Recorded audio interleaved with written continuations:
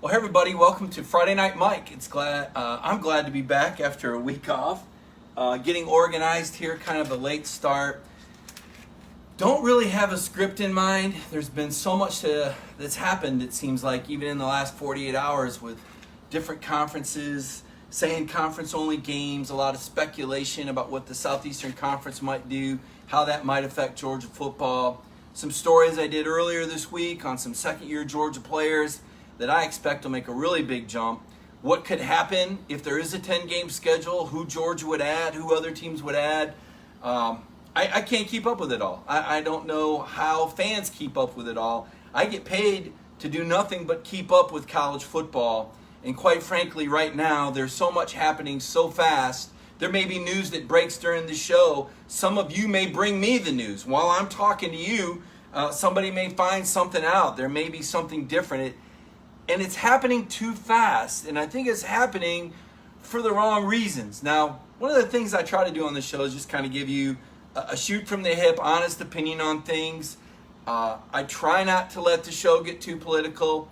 I want to see the glass half full, but sometimes you've got to be realistic about things. And so I guess let's talk about a lot of different things. Why are decisions being made right now? I know that the SEC has said from the jump that it was going to wait as long as possible to make these decisions. Greg Sankey has set a timeline of late July. We've heard the Atlantic Coast Conference say they will also wait until late July before they determine things. And yet and still yesterday, the Big Ten kind of broadsided the rest of college football with their decision to go conference games only. And now the Pac-12 follows suit. Well, if you haven't noticed it before, or if you didn't make note of the relationship between the Big Ten and the Pac-12, they've always kind of had a relationship via the Rose Bowl. So the Pac-12 following the Big Ten's lead doesn't really surprise me so much because of the relationship those conferences have traditionally had. The SEC has a tie-in with the Big 12 through the Sugar Bowl. I think the SEC and the ACC to me sound like they're on the same page. So I'm not ready to write off the Georgia Tech game, the Clemson-South Carolina game, the Florida State-Florida game. I believe that the SEC and the ACC will do everything they can to preserve those interconference rivalries and maybe even create some new ones if they do go the direction of dropping some of the bye games. There's a lot of unintended consequences to this. Now, the Big Ten is going to do what's best for the Big Ten. Certainly understand that. I think most people kind of operate in a world where they do what's best for themselves. I wouldn't expect it to be any other way in college football for a program or for a league, but it does put some of those smaller schools in a really bad position that relied heavily on those pay games. Whether it's a $1.7 million buy game or a $900,000 game, those smaller programs, the Ball States, the Buffaloes, they rely heavily on those games to fund the rest of their athletic department and the rest of their sports. We've already seen a number of sports abolished, mostly men's sports. I think the sport that's been cut the most is tennis. Doing my research on that, and the hits keep on coming. You know, boiling down the COVID-19 pandemic or crisis or whatever you want to call it, it kind of comes down to two schools of thoughts for me, and I'm not sure where you all sit, and to each their own once again, but you're either going to try to work your way through it or you're going to try and lay low and wait it out. There's consequences both ways. You work your way through it, the case count is going to go up, right? We are going to see more cases. Now, so far as I know, none of these college athletes that have been working out together in the voluntary groups, none of them have been hospitalized to this point. But it's only been a month, right? Another month, another 2 months, another 3 months. You almost wonder, sooner or later, will there be a serious consequence with COVID-19 with a college football athlete? Well, I would say it's the same type of percentage. I don't know if gamble's the right word, but doesn't it seem like every year there's a student athlete that has some sort of heat stroke, heat complication from overtraining? Doesn't it seem like every summer or every fall there's some student athlete that's involved in some motor scooter or motorcycle? I guess what I'm saying is, to the extent that Jim Harbaugh said, COVID-19 is now a part of our society. It's a risk factor for all of us in our everyday world, and it's not going away. and it was here before football, and it's going to be here to some degree after football. Playing football is not going to cause COVID-19. Now you might say, is it responsible to put these student athletes out there in a situation where they could spread COVID-19? And I would say, well, if they've all been tested, and if there's a uniform protocol where all the players are tested, and you have people that have been tested on both sides playing, that seems like that would be less of a risk for college athletes than if there was no football and we left them to their own devices to go to their hometowns, to go to the pizza parlor, to go to the gym, where the people that they're around are not all tested, where they don't have 24/7 medical treatment and medical care and daily testing. It would seem to me that it would be safer for college football athletes to be in the college football environment on campus where they're monitored 24/7. Now that's what it would seem like to me. Now there are some complications and some questions to that. What about the support personnel? What about the team trainers? What about the team doctors? What about some of the coaches that are older? Absolutely, they're at risk. And you know what? They're at risk without football too. Unless you believe that these football people, coaches, trainers, student athletes, would all go live in a bubble, then there's going to be COVID-19 risk wherever they're at. So I'm not trying to be divisive here. I'm not trying to be political here. I'm trying to wrap my brain around the logic of how not having football would be safer COVID-19 wise for the college football players.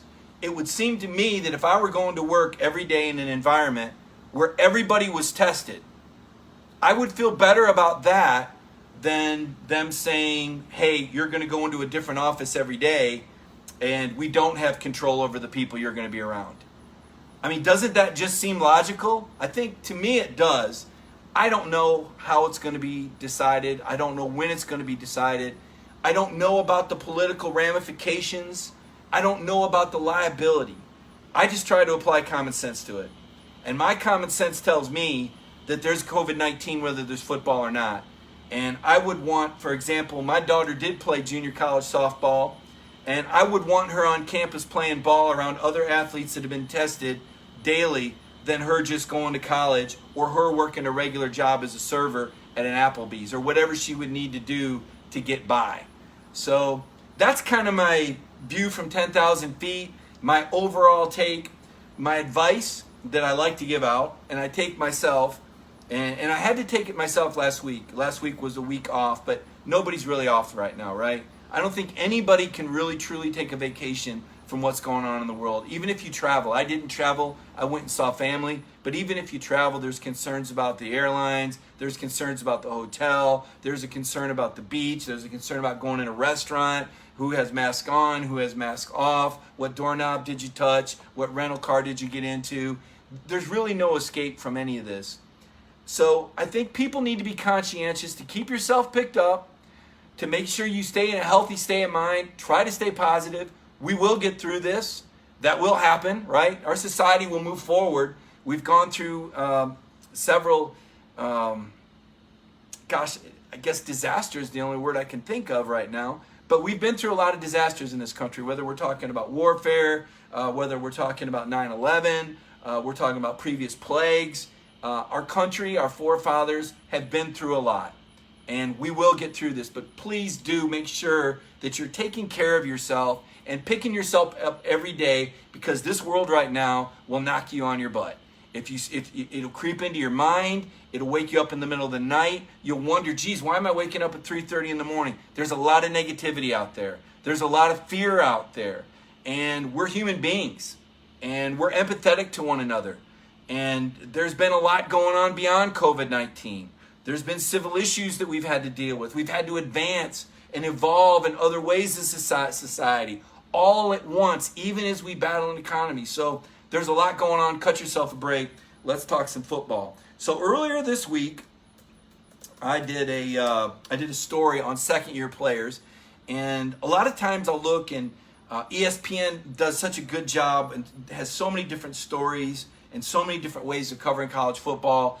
And they did a story on players in the SEC that would have a second-year effect. So I'm going to call up the story I did earlier this week for Dog Nation. Actually, this is my moment where I need to ask you guys if you'll share this podcast. If there's people that you know that you think are interested in college football, that are interested in discussing the issues that are going on, share it on their page. The more shares I get, the more views I get. The more views I get, the more often I do this, and the more likely that I can continue this into the season. Because this is something I kind of took upon myself. We just started doing it. Obviously, we knew this off season. You know, we have such a big Dog Nation community, and there's so many Georgia fans, and truly they can't get enough. So how could we reach out, right? If we can't do all the stories that we normally do, then how do we continue to serve our audience? And my answer was, I'll start doing more video. I mean, obviously Brandon Adams does a great job every day with Dog Nation Daily at 10 o'clock. He's got a lot of sponsors that do a wonderful job with that make it possible. I'm going to share this on my Facebook page right now. If you'll forgive me, I'm going to take a minute to type a message. Talking college football on a Friday night. And so I started doing these Friday night deals, and the response has been great. It's fun to interact with people. I'm going to get some of your comments tonight. I want us to have a good discussion. I want everybody by the end of this program to have a better idea about how you feel and feel more comfortable with being uncomfortable, right? Isn't that kind of a Kirby Smart saying? When you think about Kirby Smart, he always says, you got to teach your guys to be comfortable being uncomfortable. And he talks about creating adversity in practice because he wants his players to grow from adversity. And I think this is kind of a time, and what I'm telling myself is I'm going to come out of COVID-19 better than I was going in. I'm going to exercise more during this. I'm going to try to eat healthier, and I'm going to be stronger mentally. I'm going to have a better idea of what's important to me. I'm going to prioritize. Certainly, I'm going to be a lot more considerate and caring of those people around me. We've heard a lot of stories from our friends and neighbors of things going on, and I would challenge you to do the same. So here's my 6 Georgia players that second-year players that are going to make an even bigger impact. Now, amazingly, as I said, ESPN does a tremendous job with the stories, but I was very surprised that they didn't list any Georgia players among the 6 SEC players that they said would have a bigger impact in their second year. I mean, don't get me wrong, the guys they picked were impressive. I pointed out the 3 guys from the East that we know Georgia will play. But the 6 Georgia guys that I picked second-year players, I started with the most obvious guy of all, George Pickens. George Pickens had a pretty good freshman year, but it really wasn't great. Now, George Pickens is a great player, but George Pickens didn't have a great year. I mean, do you realize that George Pickens didn't even have a catch in 2 out of the first 4 games? That George Pickens didn't have a catch against Notre Dame? Now, some of that was Notre Dame, but some of that was that George Pickens didn't know the offense. And he wasn't a guy that Jake Fromm felt he could trust to throw the ball to. I mean, that's why Lawrence Cager was so important. It wasn't that Lawrence Cager was Randy Moss, and don't get me wrong, Cager is a special guy. And a little bit about this time last year, I was down in Miami talking to him. I think he's a huge success story, in fact. But it was because Fromm knew where he was going to be. That wasn't the case with the Georgia receivers last year. Now, come the end of the year, when Pickens and Fromm got on the same page, it was fireworks, right? What do you have, 11 catches, 12 catches for 150-some yards, Sugar Bowl MVP? But where was that the first half of the season? So this year, I expect George Pickens to be out of the gate fast. I believe the offense will be designed around him. I think that George Pickens can have 1,000 yards receiving and 70 catches. He would join Terrence Edwards in that 1,000 yards club. So to me, George Pickens is the number 1 guy that's going to have a bigger impact, maybe even an All-American type of impact. The number 2 guy, who I think has been overlooked, and I think part of it was he didn't start last year, and another part of it was when he played, he only played third downs, and then the third part of it was that he had a high ankle sprain, and he wasn't 100% until the second half of the season, and that's Nakobe Dean. You know, Nakobe Dean was a 5-star linebacker out of Mississippi, and you remember he had a great spring game, a great G-Day game, and we all expected big things, and then he had that high ankle sprain in one of those fall scrimmages, and I don't know that Nakobe Dean, if we ever really saw him at his best. He got better as the year progressed, but he was still behind Tate Crowder on the depth chart. I expect Nakobe Dean to start. Now, can he be Roquan Smith? Those are big shoes. That's a big name to throw out there. But you've got to have a catalyst on this defense. You've got to have a guy that everybody rallies around. I know Monty Rice has been building towards that. I know Richard LeCounte is popular with his teammates.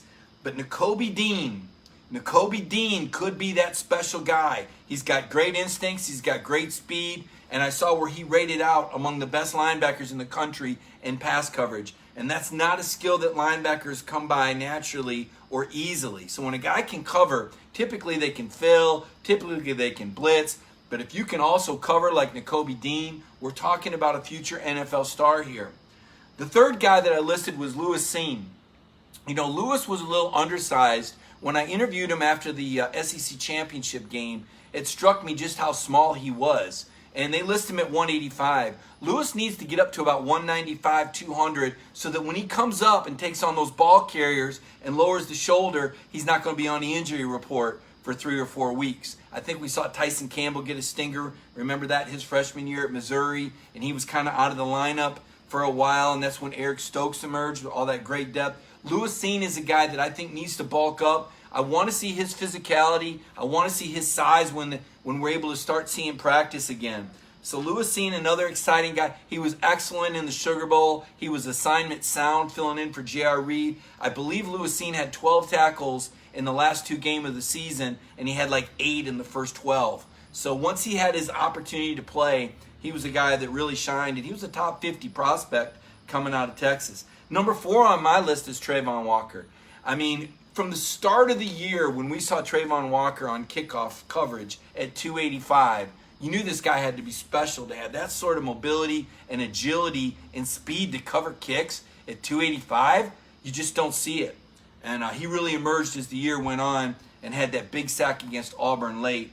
Number 5 is Kenny Mcintosh. Even if you believe Zamir White is the number 1 back, and I believe Zamir will be number 1 going into the season, I think there'll be competition. But as we've seen in past years, whether it was Holyfield, whether it was Swift, whether it was Brian Herrien, that number 2 guy is very important, especially when I look at the way Georgia plans on using James Cook and I believe Dejon Edwards. I think you're going to see those guys kind of be in the role that DeAndre Swift was his freshman season, maybe a little bit more of a third down back, maybe a little bit more of a pass catcher. And again, that's me projecting that. We haven't seen it. And finally, Nolan Smith. I mean, Nolan was the number 1 player in the country 2 years ago, and he didn't start last year. He's playing behind Azeez Ojulari, a freshman All-American. But I just feel like Nolan Smith is too talented to keep off the field. I have a feeling that Dan Lanning is going to do some things to get him on the field. Now, let's catch up with some of the current items and one of the things that I talked about today and wrote about today. With the Big Ten going to conference-only games, there's a question of, will the SEC follow suit? And I'm not really sure which way to go on that. Because on the one hand, I know that the SEC likes their bye games, and I think the SEC recognizes how important it is for those FCS programs to be funded and to be able to produce college football players as well as the big name schools. I don't think we're ready to go to the 64-team FBS Super Conference and everybody else is left out. I don't think we're quite there yet. I could be wrong. We could evolve into that after this year just by attrition. Some programs aren't going to make it without college football. And once you shut down, it's hard to start back up. I don't know how feasible it would be. Can you imagine going to your donors and saying, yeah, well, I know COVID-19 was bad and shut us down, but we're really ready to come back. And then the donor goes, well, what about COVID-20? What about COVID-21? So these are really perilous times for these programs. Once they go off the ledge, they may not come back. Football is not a profitable model for everyone. It takes TV money and it takes attendance. And we know this year that attendance is probably not likely at 100%. I think we'd be fortunate if it was 50%. I think it would be more than likely be 20% with the social distancing right now, as I see how COVID-19 has become politicized and how people have reacted to that. You know, I did a show in Birmingham last week, And I was talking to the I think it's called Three Man Front, and I do this show in Birmingham every Monday at 2:30. And they asked me my thoughts on COVID-19, and I shared with them the narrative that I gave you at the start of the show. I said, if all these people are so concerned about keeping college kids safe on campus, they need to ban mopeds. And they said, wait a minute. Are you comparing mopeds to COVID-19? I said, no. I'm saying if you're going to go so far as to say you can't play football because of what might happen to you in COVID-19, even though the statistics show 18 to 24-year-olds aren't at risk, then you certainly should step over the line and say you cannot ride mopeds on campus, because there are statistics that back up how dangerous they are. So the question becomes, how much control should the government have over people's risk tolerance, for example? They take away your ability to play football. Do they take away your ability to go to work? Do they take away your ability to get on an airplane? It's more important to some people than others. I think from the jump, I've said this, and I think I'm right. This is voluntary. These workouts that players are going through right now are voluntary workouts. And staying on the football team is voluntary. Nobody's making the players play football. And you know what's missing right now? And it's starting to get on my nerves? Is that we haven't been able to hear the players say what they want. How come the schools aren't letting the players talk? Because you know what? I think most of them would say they want to be here. When I follow the Georgia players on Twitter, and I read their Twitter accounts, and I've listened to all of their messages because it's important. Don't just root for them on Saturday, folks, okay? You got to be sensitive and be behind them on Sunday through Friday as well. So I follow these kids. I listen to their issues. It's my job to understand them and keep a pulse on the team, right? They're saying they want to play ball. So who is it up to tell them they can't? Listen, I want to be a sports writer. That's going to require me to travel. That's going to require me to put myself in situations where I could be exposed to COVID-19. Nobody is taking that away from me. Nobody's telling me I can't do that. Now, my company is like others, Cox Enterprises. We have travel policies. We have protocols that we have to go through, just like these college football players. The world needs to keep turning, because if you shut down, there are unintended consequences. You can look at the suicide rate. You can look at the lack of treatment for other diseases. You can look at the amount of depression. You can look at the unemployment rate.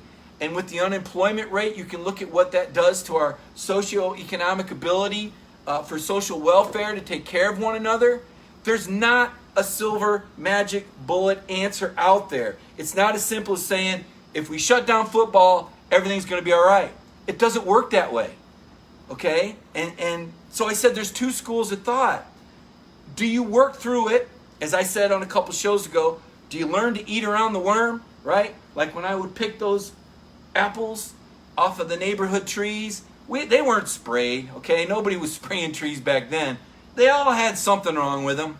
You had to learn to eat around the worm, man, or you didn't eat the apple at all, right? Are you going to take a bite out of life, or are you going to shut yourself down and go hungry? And again, I'm not telling people what they should do, because everybody's entitled to their own opinion. But I believe these college football players should have the right to pursue their dreams and what they signed up for. I believe they have a right. And I don't think that it's up to anybody from any political party to take that away from them any more than I would want somebody to take away my ability to support my family with my livelihood. And I hope that nobody's taking that right away from you, all of you that are watching it. I hope you get to decide for yourselves what store you go into and when you go out and when you get to decide to stay in your home that day. Because that's what I do on a daily basis. I just live life.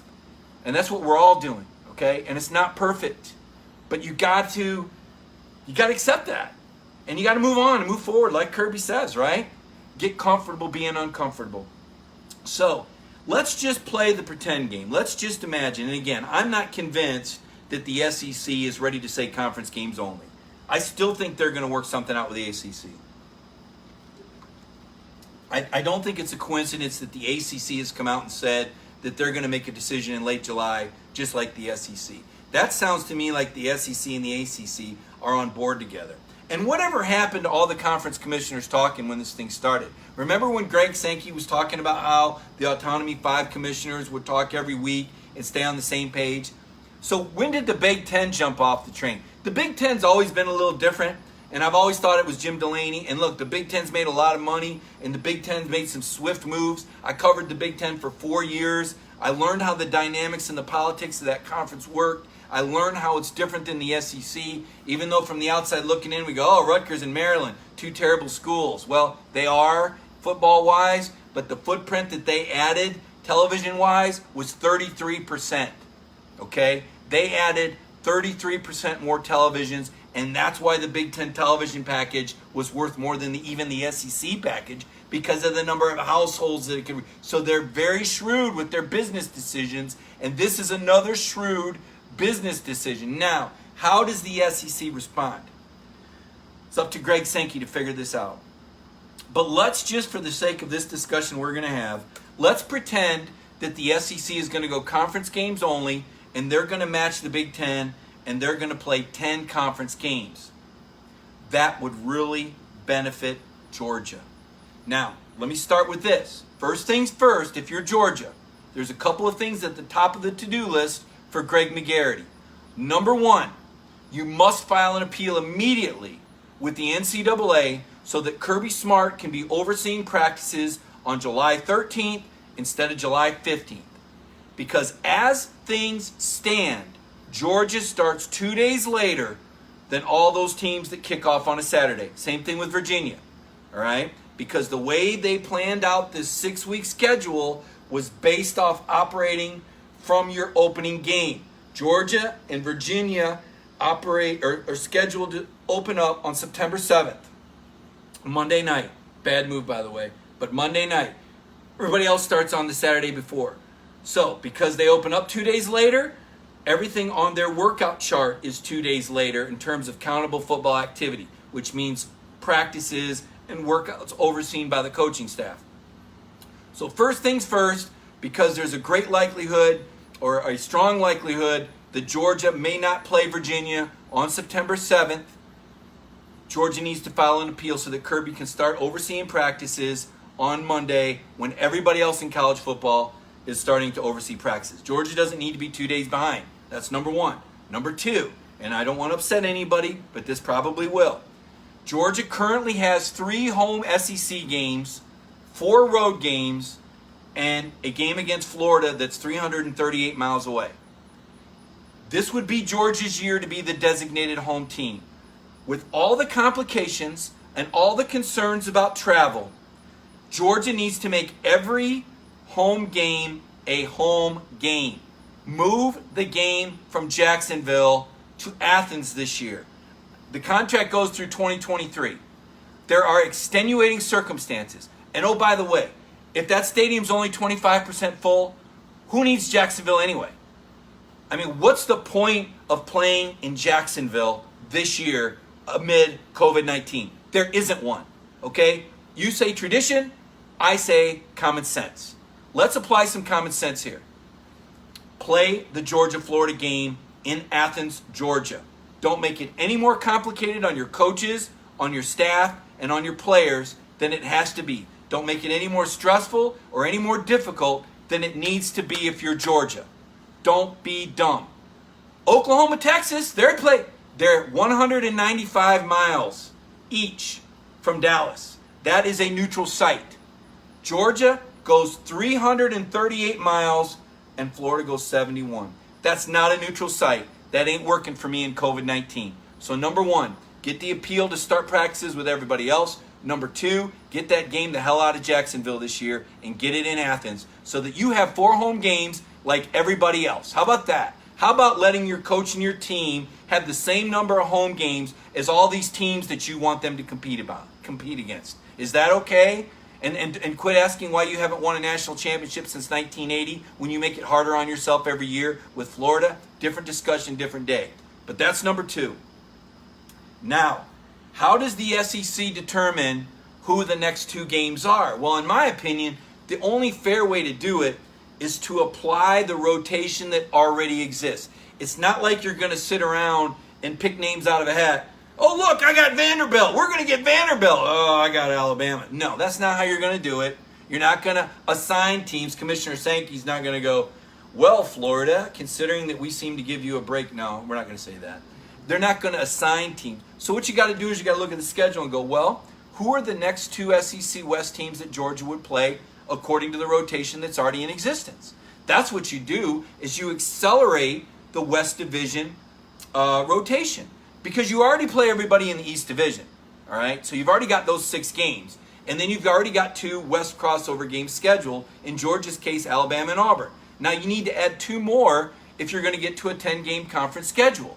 So you have to look and see, well, let's see, who is Georgia scheduled to play from the rest in the West in 2021? Arkansas, Sam Pittman.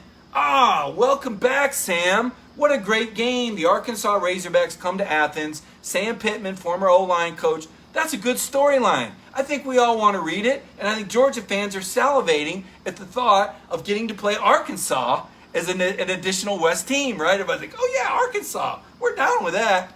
The next team for Georgia in 2022 would be Mississippi State on the road. Listen, Starkville, not that bad. I'm just going to tell you, it's got a bad rap. Now, there was a time in the 1990s when Skip Bertman, the former LSU baseball coach, and I believe he was the AD for a while, said that the word Starkville came from an Indian word that meant trailer park. That is absolutely politically incorrect. But he said it in the 1990s. Starkville is not a trailer park. Starkville is a very nice town. The campus is very nice. The cowbells kind of grow on you. There is a tradition there. And Mike Leach is there. So how much fun would it be to see Georgia play Mississippi State? Is it Davis Wade Stadium? Do I still have that right? I haven't been there in a long time. But I would love to see Georgia play. This is how you do it. This is objective. This is logical. This doesn't play any favorites. This accomplishes the goal of the West rotation. And the whole idea is to play as many West schools in order as you can, right? You know, I think this could actually lead to a 10-game schedule down the road. Sometimes when you have adverse situations, like for example, one of the things that we're all growing out of on this COVID-19 is we're all learning how to do video conferencing more, right? Zoom has taken off. Businesses are learning, hey, maybe we don't need everybody in the office. Maybe people can be more proficient working from home. There's a lot of technological advances, and there's a lot of evolution that's come out of COVID-19 out of necessity that will take us further as a society, in my opinion. I believe that we can apply that to football. Because of this adversity, the football model will change. Decisions will be viewed differently because now our priorities are different. We've all had a reality check with COVID-19 of what's really important. So who else would other teams draw? Well, let me just cut to the chase, because if you're a Georgia fan and you're watching the show, you've probably heard just about enough of people saying that Florida's going to win the East. The only thing logical about that discussion of Florida winning the East Division is because Florida plays LSU at home and plays at Ole Miss from the West, and Georgia plays at Alabama and home against Auburn. Both of those games for Georgia are tougher, in my opinion, than what Florida has. I believe Auburn and Alabama are both going to be better than LSU this year. Thus, people are giving Florida the edge because of that West Division schedule. And if you don't think that the West Division schedule makes a difference, ask the Tennessee fans how they feel about playing Alabama every year, and if they don't think that that's cost them once or twice or 5 times. It does matter who you play from the West. But if we were to do this West Division rotation acceleration to add the 2 games, Florida would add a game at Texas A&M and a home game against Alabama. It's not lopsided. In fact, it just kind of evens things out. So that means Georgia would play from the West Division. They would play Alabama, Auburn, Mississippi State, and Arkansas. and Florida would play Texas A&M, LSU, Ole Miss, and Alabama. So Alabama would cancel each other out. That would leave Georgia with Auburn, Mississippi State, and who did I say? And Arkansas, and Florida with Ole Miss, LSU, and Texas A&M. Now it's a level playing field, and now all of a sudden all those people picking Florida aren't picking Florida anymore. Some other teams who they would add. Alabama, as we said, would play at Florida. They would also play host to Vanderbilt. Arkansas would add at Georgia and at home against South Carolina. Auburn would add at South Carolina and at home against Missouri. Probably a break for Auburn over Alabama, I would say. They might pick up a half a game there. LSU would play at Kentucky and home against Tennessee. Mississippi State would play at Vanderbilt and at home against Georgia. Ole Miss would play at Tennessee and at home against Kentucky. How about Lane Kiffin going back in Rocky Top? That would be one I'd tune in for. Texas A&M would play at Missouri and at home against Florida. Georgia would play at home against Arkansas and at Mississippi State. Kentucky would play home to LSU and at Ole Miss. Missouri would be a loser here. They'd play home against A&M and at Auburn. South Carolina home against Auburn at Arkansas. Tennessee home against Ole Miss at LSU. And Vanderbilt doesn't really matter because they lose to everybody anyway this year. Home to Mississippi State and at Alabama.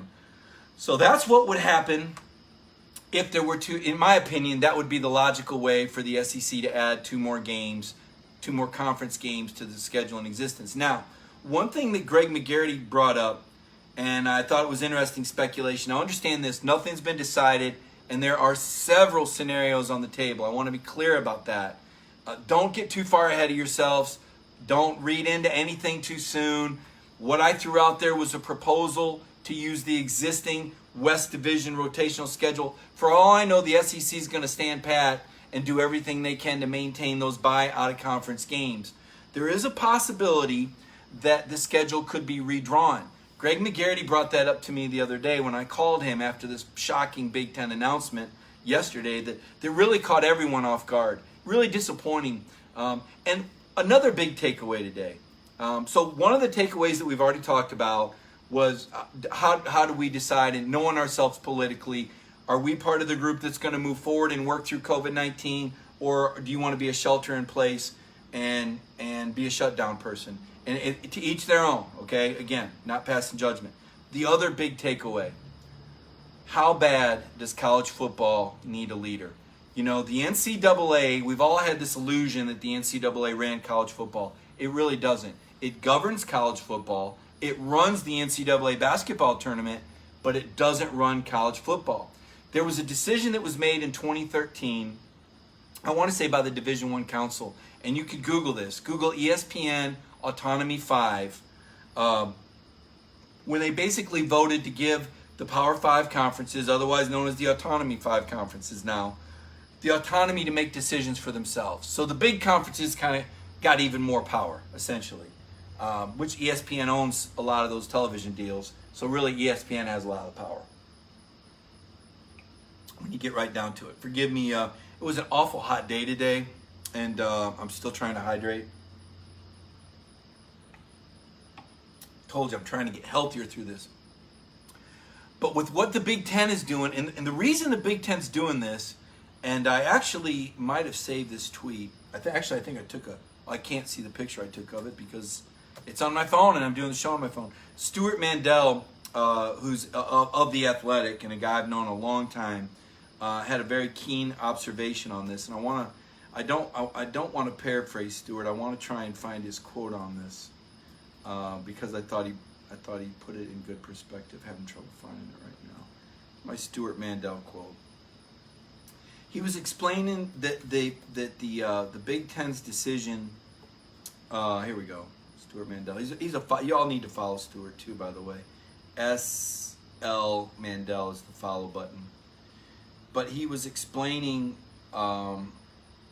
why the Pac-12 and why the Big Ten were canceling their non-conference games. And here's what he said. He said, I don't think these non-conference decisions are about distance.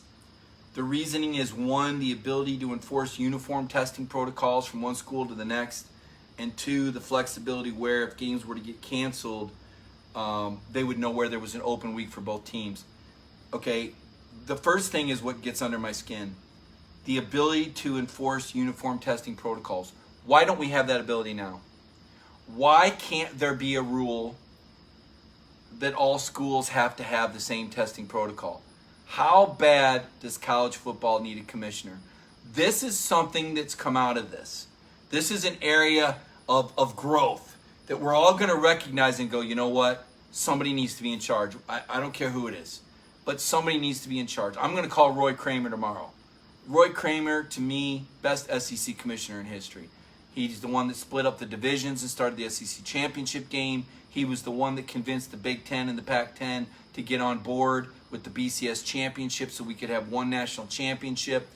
He was a championship football coach at Central Michigan. He was the best AD that Vanderbilt had. The last time Vanderbilt updated their facilities was when Roy was the AD at Vanderbilt, like in 1982.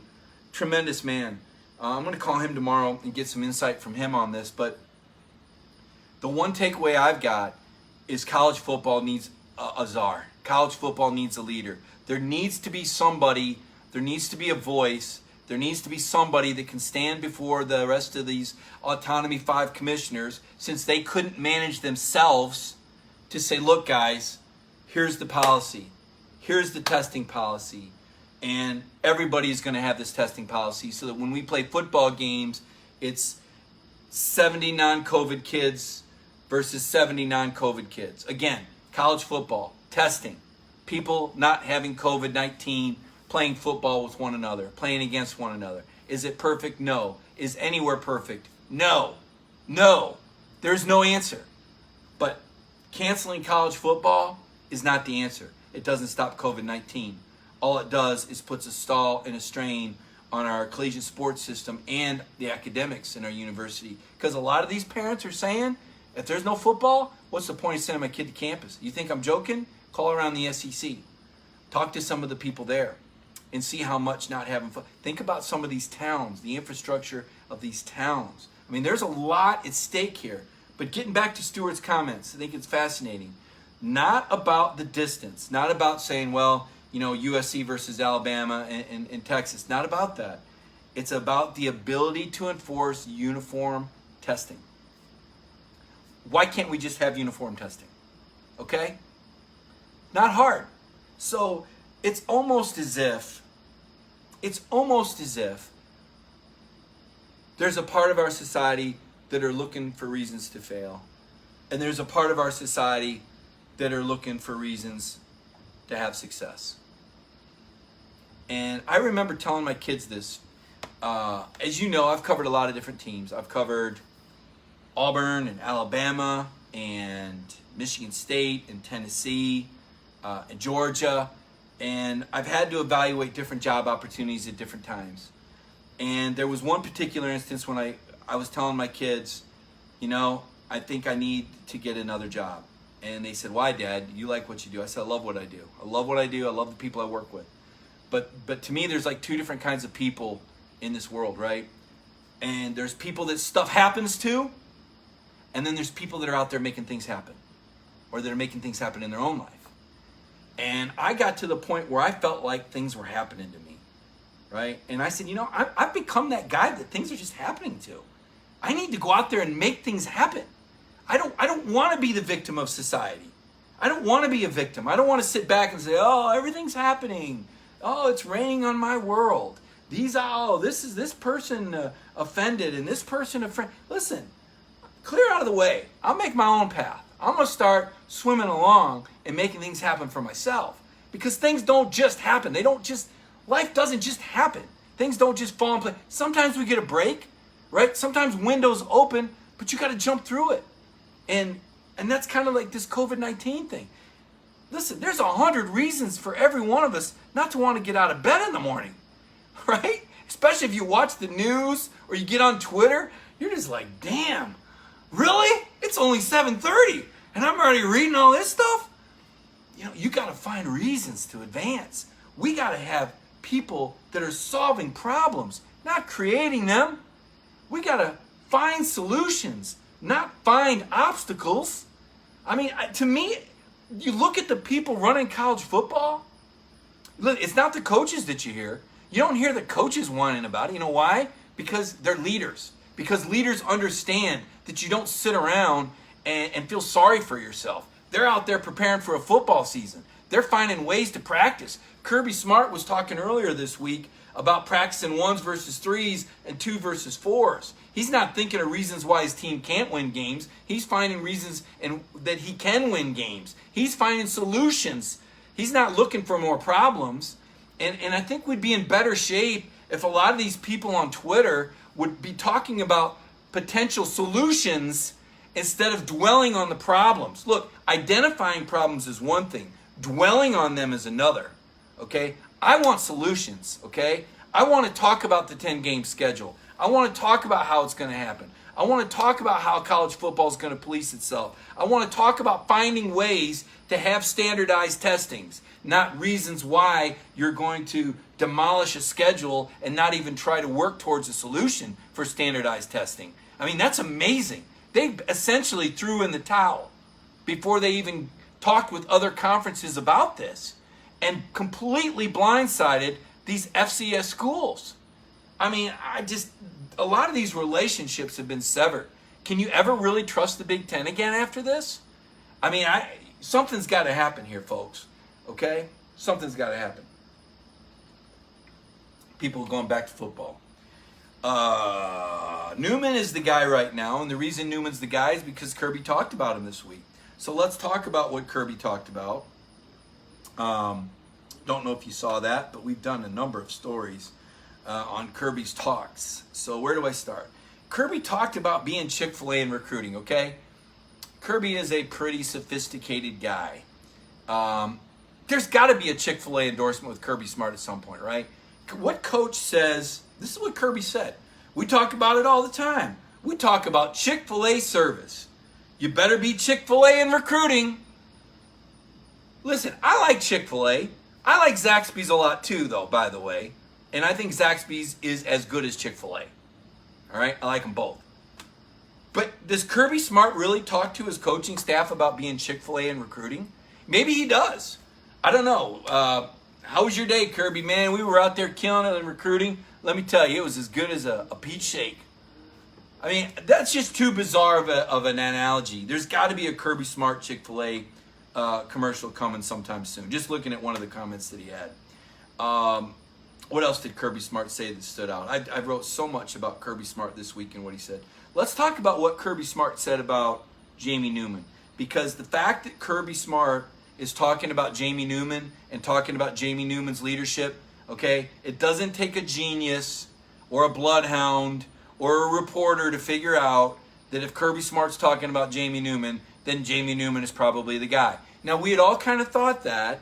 We'd all kind of assumed that. But then Kirby threw that doubt out there. He told us more than once, didn't know what he had at quarterback. There's going to be competition at quarterback. Still not sure what our guys can do. Kirby threw that out there. We didn't create that. And then JT Daniels came. And then we said, okay, what's really going on? And then there were reports that Jamie Newman really didn't look that good in January and February before they went for break. And then there was speculation that maybe Jamie Newman wasn't as effective on the Zoom conferences as the coaches would have liked. There was all sorts of stuff floating out there. But now, Kirby Smart is talking about Jamie Newman, and here's what he said. We're excited. Jamie has been a great addition to our program. We didn't really get to see him through the spring because we didn't get spring practice. But we got to see him some during spring workouts, and the first thing that pops out at you is leadership ability. Bling, that's the light going on. When a coach talks about leadership ability for a quarterback or for a middle linebacker, that is the blinking light of confidence. Because leadership ability is the most important thing when you are playing quarterback or Mike linebacker. Those players are looking at you in the huddle, and they better believe in you. And as long as you're confident and as long as you believe in yourself, they believe there's a chance. But when that leader goes down, the sideline deflates. It's not the same, right? Jake Fromm won the job over Justin Fields because of his leadership. Not because he was more talented than Justin, but because he had played the year before and led the team to the national championship. Justin was an incredible talent, but it takes time to earn the respect and the belief of your teammates. And if Jamie Newman is doing that, then Georgia fans should all stand up and say hallelujah, because that offense needs a leader more than anything else. The talent's there. There's 5 stars here. There's talent there. There's some experience there. You've got a great offensive coaching staff. Matt Luke is a fantastic coach. He is the perfect buffer between Todd Monken, the guru, and the defensive-minded Kirby Smart. You've got the chemistry on the staff. You've got the talent, but you've got to have leadership. You've got to have the dude that everybody knows there's still a chance as long as Jamie Newman is upright in the game, or JT Daniels, or Dwan Mathis, or flip it around. You know, one of the cool things that I saw last year, and I'm not just saying this because he's watching, after the Auburn game, it was an unbelievable win for Georgia. I think we would all agree that that Auburn game was not one. I mean, a lot of people thought Georgia was done, right? They lost to South Carolina. They had their struggles against A&M. Cager was out. Cager was in. Didn't know really what you were going to get from game. But they hadn't given up a rushing touchdown going into the Auburn game. They won the game 21-14 against an amazing, a very good Auburn team. I'm in the post game. I'm interviewing players. Kirby has a "how about them effing dogs" moment, which we all love, which will be historical, which 50 and 100 years from now, we'll all talk about Kirby Smart dropping an F-bomb in a post-game press conference. And Monty Rice is pissed off. And I'm thinking, you just beat Auburn, dude. We gave up a rushing touchdown.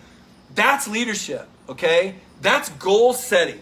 That's elevating your teammates. That's taking pride. That's saying, forget the scoreboard. It's about the play. One snap, one series, one quarter at a time, level of excellence, standard that you're going to play to, regardless of what the scoreboard says. Goal setting. Pride. No complacency. Just did a story on that today. Kirby Smart made a big deal out of it. Kirby said it after the Sugar Bowl. I don't know how many of you caught the Sugar Bowl post-game press conference, but I was in the locker room.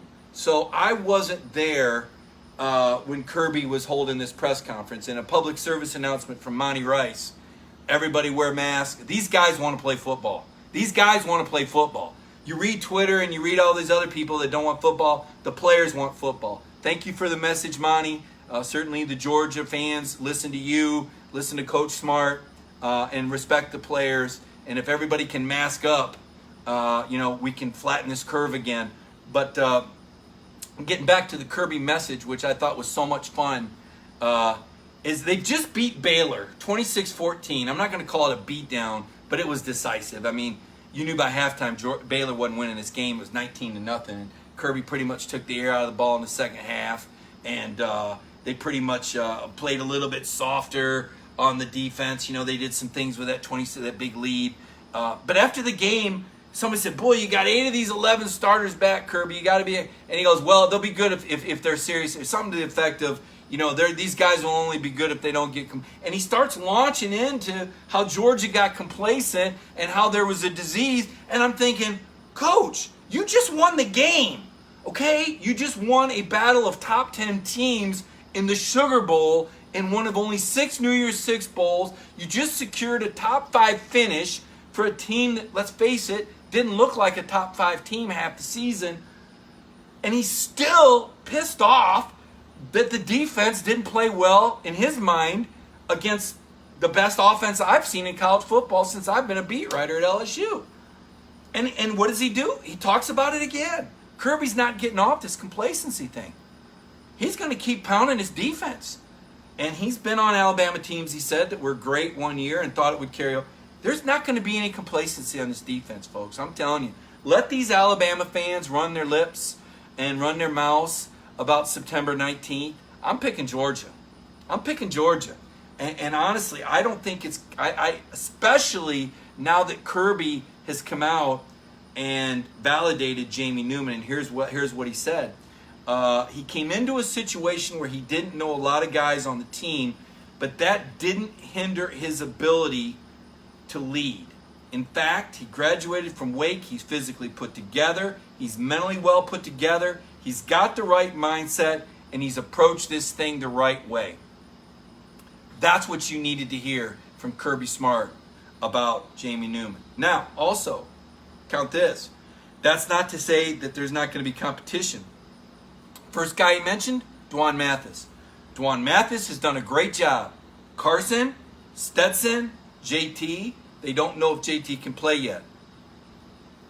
Dwan Mathis, all right, I'm just going to tell you, keep that name in mind. Don't count Dwan out. You want to talk about somebody that's been through a lot? You want to talk about risk factor? How about a guy that had brain surgery a little more than a year ago wanting to play football again? That tells you the mindset of this Georgia football team. These guys want to play football. Let's go to your comments.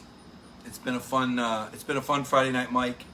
There's been a lot to talk about, man. There's been a lot to talk about. It's been a tough week. I hope you all are doing well. I hope you've got your mind in the right place. I hope you recognize the challenges and give yourself a break. What's in the cup? Water. Water. Can I do this? Water. See that? I hope I didn't just burn out my computer charger. If I do, my boss might decline the expense if I have to get a new one. If my laptop blows up or electrocutes me, then you're going to know why. Because you made me prove that was water in my cup. You guys always ask me that. What's in your cup? Water. What else do we got? I'm looking for the comments. What comments do you have for me? What questions do you have for me? What do you want to know? What can I help you with? I'm looking at comments from Chris Hamby and Reed Logan right now. Chris Hamby is talking about, God forbid they travel to... I just lost that. Yeah, this was interesting. Charles Kaiser brought something up I wanted to bring up. Tony Grimes, the really talented cornerback that went to North Carolina, has reclassified for 2020. What does that tell you about players wanting to play this season? Wouldn't you think if the season was going to be canceled or if players were afraid of playing that the kid wouldn't have reclassified? He would have waited a year because he wouldn't have wanted to waste a year of eligibility. I still think there's going to be college football. I really do. Michael Waters, who starts at kick and punt return? There's a lot of candidates. I'm not sure where Dominic Blaylock is on his comeback. I know that he's a fast healer. I know he's worked very hard. Every update we've gotten from Kirby Smart on Dominic Blaylock has been very optimistic. I would think that if Dominic's healthy, he might be a candidate to return punts. James Cook is a guy they've got to find a way to get touches to. I was not impressed with James Cook on kick return last year. I did not think he did a good job on kick return last year. I am a James Cook fan. I love his talents. I love what he does in the open field. I've heard from the players what he does in practice. But if he's going to play on kick return, he's going to need to do a better job. Who will the starters be at wide receiver? The only one I would bet on for sure is George Pickens, and that's because there's so much competition. I think Demetrius Robertson is a guy that's going to step up. I think he's a guy that now is in his third year in the program. I think he recognizes he's in kind of a now or never situation for him, whether or not he goes pro. Demetrius Robertson has a lot to prove. He had the hamstring injury last year. I don't know if he was ever really healthy. When he would run that end around, I just didn't see the jets. I didn't see the world-class speed that we know that he had in high school. So hoping that Demetrius Robertson is going to be healthy. Questions. What other questions you got here? Burton. Yeah, Jermaine Burton is a guy that Terrence Edwards has talked a lot about. The thing that I've heard about Jermaine Burton that excites me the most is yards after the catch. I didn't think Georgia did a very good job with yards after the catch last year. There were some broken plays when Cager ran away from the Florida defense with the busted coverage. But how many times did we see a Georgia receiver make a catch and break a tackle and go 40 or 70? I'm trying to remember. I can't remember one where they made a tackle or took a short pass and made something 50 or 70 out of it. Now Cook is a guy with the potential to do that, but I haven't seen a lot of that. Hopefully we'll see more about it. Adam Anderson, David Hill wants to know, last year Adam Anderson's role was kind of third down pass rusher. But don't look down your nose at that. Look at who else is at the position. I mean, Nolan Smith, first of all, Azeez Ojulari, who's going to be an NFL draft pick after next season, probably going the first 2 rounds. Azeez was a freshman All-American, one of 7 finalists for Freshman of the Year. You had Jermaine Johnson, the number 1 junior college player in the country. He's an outside linebacker. He's an absolute monster. Came up with a really big play at the end of that Notre Dame game to chase Ian Book out of the pocket and force that incompletion that another transfer, DJ Daniel, knocked down. So Nolan Smith, the number 1. So Adam's playing. There's a lot of talent there. So don't look at his bit part as demeaning or not important, because what Dan Lanning and the Georgia defense did so well was make use of all their talent. The Georgia defense was always fresh. They never got worn down. That was part of the secret to two of the amazing stats. One, I think they only gave up 2 rushing touchdowns all year. And if I'm not mistaken, did they give up one to a running back? I'm not sure they gave one up to a running back. But the other stat that I thought was really impressive was that the second half of the regular season, they didn't give up a play longer than 40 yards. That means no busted assignments. That's hard, at least no busted assignments that were exploited. That's hard to do. And the fact that they were able to play, 37 guys on defense, more than 100 snaps, that's how you keep recruiting talent. Because freshmen say, you know what, as long as I'm going to get a chance to play, they don't have to play 50 or 60 snaps. Just get me on the field, coach. 10, 15 snaps. Let me get my lip bloody. Let me get the sweat going. Let me learn. And that depth gets better. And as you build championship depth, you get into the month of November. This is 2 Novembers now where Georgia has been really impressive in the month of November. That's not an accident. That's all that conditioning. That's all that talent. That's all that depth. That's all that coaching. Georgia has the best coach defense maybe in the country, certainly in the SEC. Kirby Smart is an absolute mastermind technician. Glenn Schumann and Dan Lanning, what they do with the front seven, and it's going to be even better next year, because now this is year 5 for Kirby, and all these guys have been recruited to play in this system. And when you can pick and choose guys, the characteristics, the leadership, the height, the weight, the speed, Kirby has a tailor-made defense to what he wants to do. I would be surprised, I would be shocked if Georgia didn't rank in the top 5 in the nation in every major statistical category after this season. Now it could happen because they're playing conference-only games and the SEC is so much better than the ACC and the Pac-12, so that may be a bit of a statistical anomaly if they're not in the top 5. But when push comes to shove, Georgia should have the best defense in the country. Now, Kirby's doing his part, not letting these guys get complacent. What you did last year doesn't matter this year. All you got to do is turn on the game film from LSU. Let me tell you, I was in that locker room after the LSU game, and Georgia's got a lot of tough guys, and tough guys were crying because they lost a lot that night. They lost a lot that night, and they're not going to forget that game, I promise you. Those Georgia football players will not forget 37-10, because that ain't how these guys operate, okay? They won a lot of football games. They shut out Kentucky. That ain't going to be what's going to be posted in their locker. These guys are going to stay hungry, okay? Because they hear the talk. They hear about how they can't beat out, about how they're supposed choker. They hear that stuff, and that's what they use to fuel themselves. They love the haters. They love the doubters, right? This stuff here, this is the rat poison when we're all telling them how great they are, right? They probably look for an Auburn or an Alabama podcast to watch. What do we got here? James Crump says, I hope we don't put Zirkle in pressure situations as a true freshman. Missing field goals could shake his confidence forever. Look, I'm just going to put it out there. Rodrigo was the best kicker in the country the last 4 years, but he wasn't perfect. So he missed field goals. He missed big field goals. I don't think Georgia's going to drop off there as much as you might think. Now, the kickoffs you're going to miss. Rodrigo was excellent. I think Rodrigo's going to kick in the NFL, by the way, and I think he's going to have a successful career. But there were some tough misses last year. Kendall Milton, he's a mystery to me. Look, he's big, he's strong, he's physical, but how does he run? How does he play against SEC competition? What's going to happen the first time Monty Rice or Channing Tindall or Jermaine Johnson or Malik Herring, what's going to happen the first time that Kendall Milton takes a shot from one of those guys? How's he going to respond? How tough is he? I don't know much about high school football in Fresno, California, but it's not South Florida and it's not Metro Atlanta. I know that. Does he have speed? Does he have the speed to make those explosive plays? Kirby Smart wants explosive plays. What Kirby wants out of the offense hasn't changed. Now, the methodology may change, but Kirby wants to be able to run the ball and pass the ball effectively and have explosive plays and not turn it over.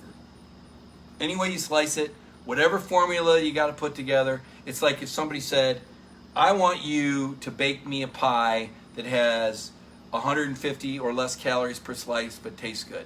I don't care what ingredient, as long as you don't poison me. I don't care what ingredients you put in it. I don't care if you put it in the microwave. I don't care if you put it in the oven. But I want a slice of pie that tastes good with less than 150 calories. Go do it.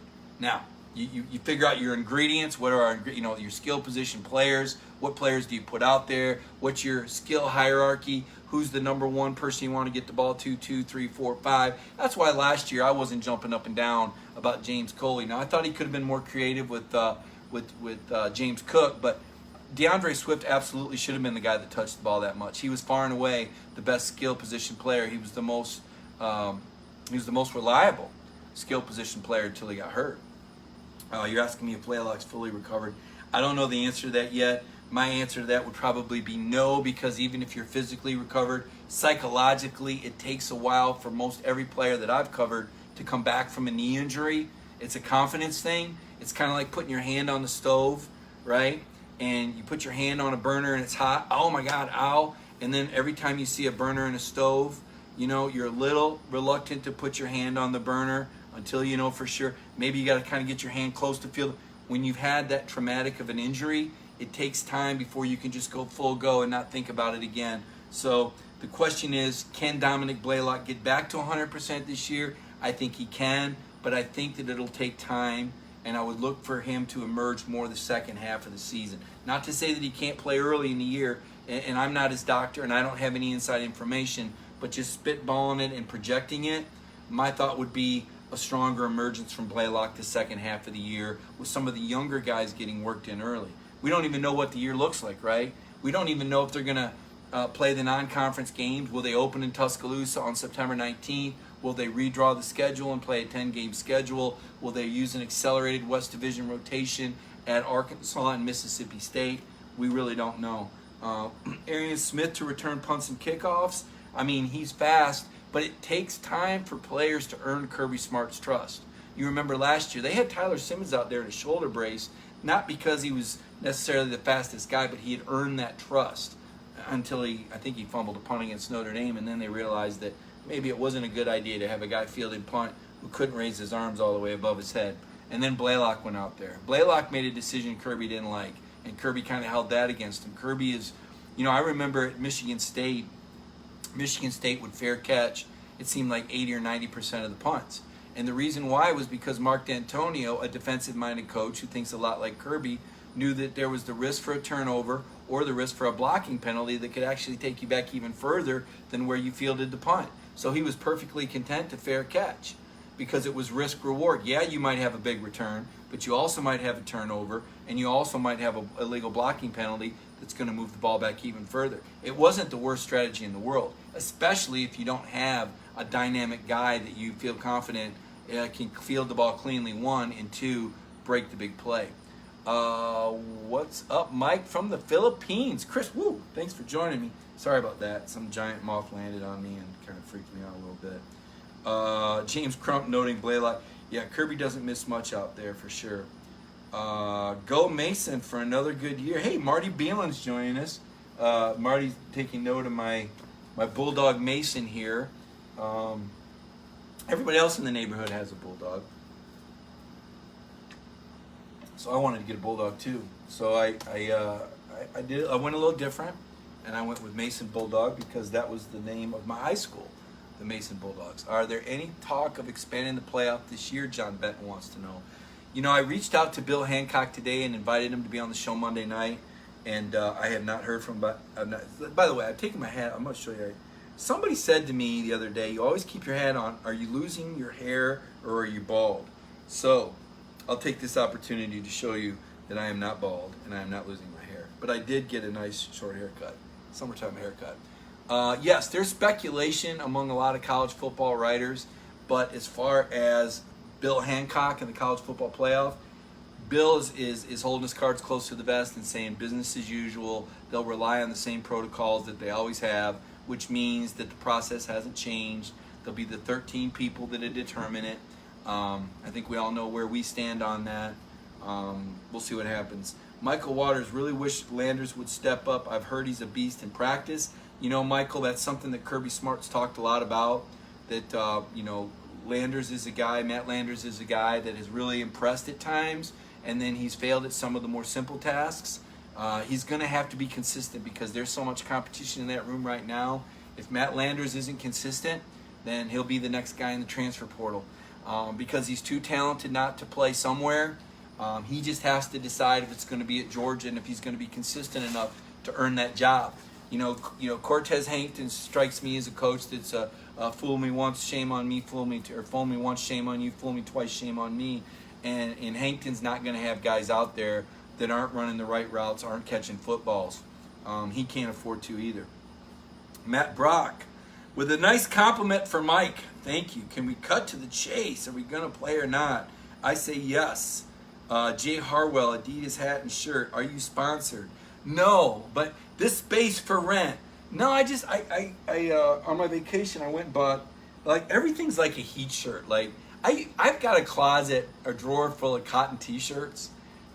Why? There's no reason for a cotton t-shirt in Athens, Georgia. It's just too hot. If you're going to be in weather where you're wearing short sleeve, it's got to be the heat gear. And I picked up the Adidas shirt. I said, I'm going to wear a new shirt tonight, and I'll match it with the hat. Is that too much? Because like one of the things I always wondered, like, well, would it look dumb if I had an Adidas shirt and a Nike hat?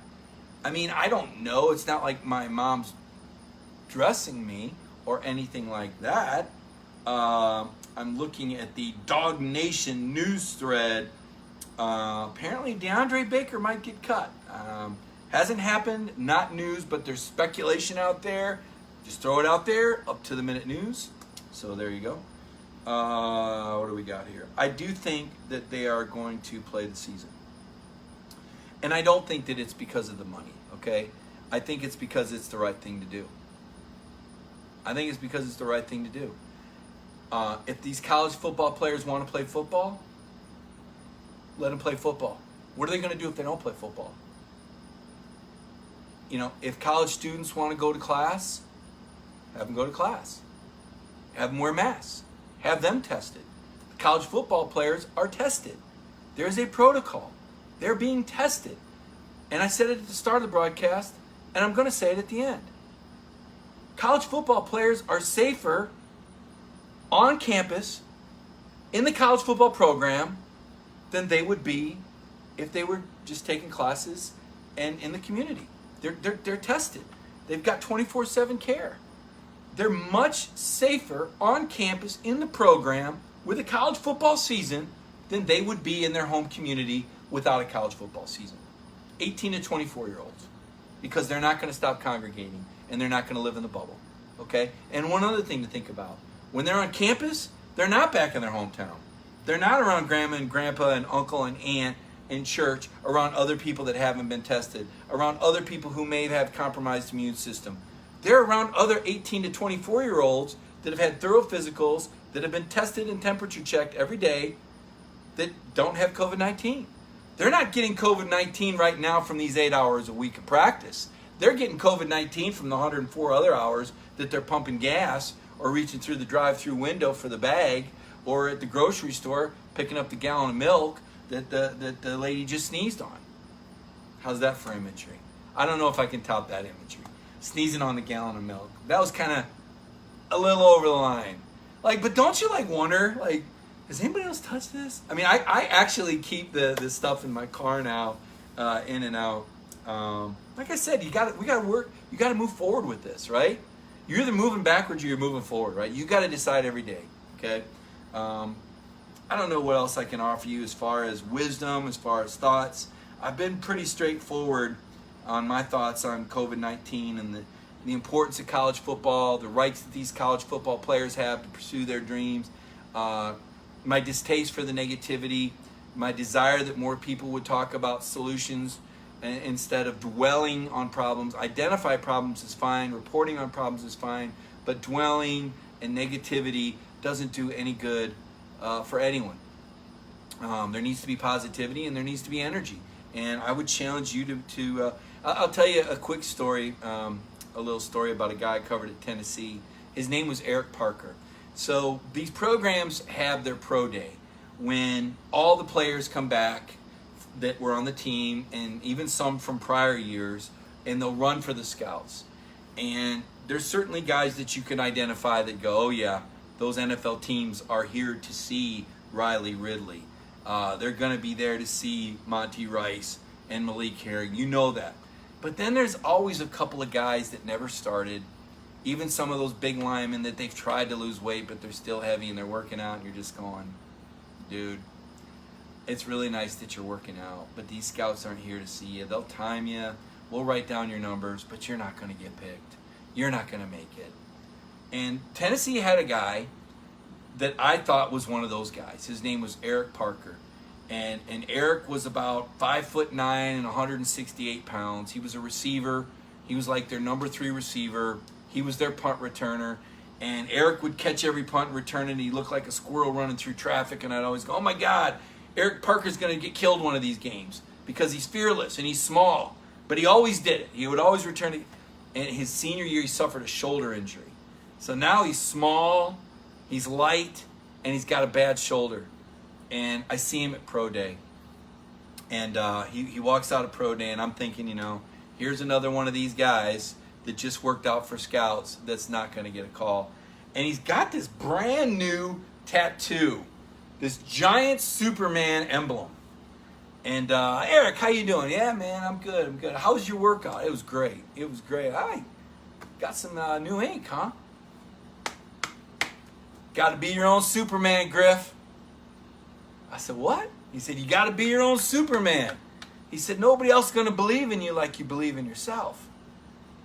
And I thought, man, I really like that saying. You got to be your own Superman. You got to pump yourself up. You got to believe in yourself, because nobody's going to believe in you as much as you believe in yourself.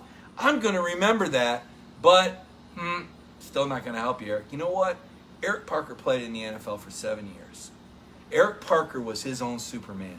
The guy that was 168 pounds, the guy that was too small, the guy that was the number 3 receiver, the guy that the scouts weren't there to see, made it as a free agent and played in the NFL, and I'm absolutely convinced that it was because he was his own Superman.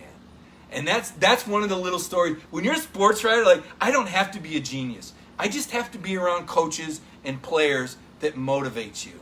And you listen to their secrets and their sayings and how did they become successful and what fuels them. And you try to apply that to your own life.